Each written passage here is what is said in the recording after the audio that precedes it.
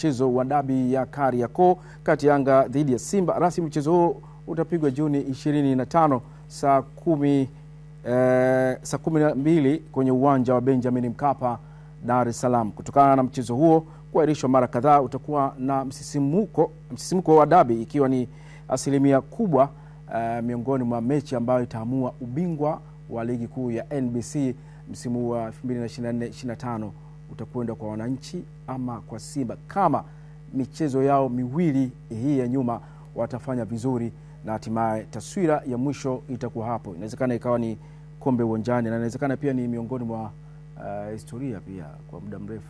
Simba na Yanga wanacheza kombe la ligi kuu. Mimi sijaje kuona. Mimi binafsi sijaje kuona kwenye upande wa. Ni mara ya kwanza nafikiri. Yaani mechi ya mwisho ndio inaweza kuona. Afu wanakutana wenyewe. Hii ni kama ni movie fulani hivi ambayo imetengenezwa. Inakuwa finali ya pili kwa Fadlu. Automatically kama inakuja tu yenyewe.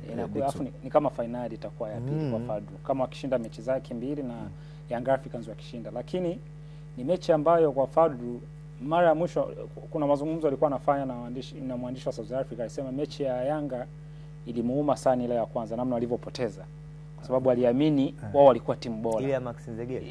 Ile ya Kevin Kijili anajifunga Max Nzengeli anapiga shuti. Anasema ni mechi ambayo kila anapolala anaiwaza, kwa sababu anahisi yani walistahili kupata matokeo mazuri ya ushindi au sare. Lakini ndio mechi zilivyo. Unajua mwisho wa siku ni moment ndogo tu ndio zinaweza zikaamua unapata nini kwenye mechi, haijalishi umecheza vipi vizuri. Sasa kwa msimu wa Simba ulivyokuwa amepoteza finali ya shirikisho, ameenda ametolewa kwenye semifinal ya shirikisho hapa Tanzania. Kwa hiyo itakuwa na pressure sana kwao, namna gani wanaweza wakapambana na timu ambayo wana muda mrefu pia hawajapata matokeo zidi yao.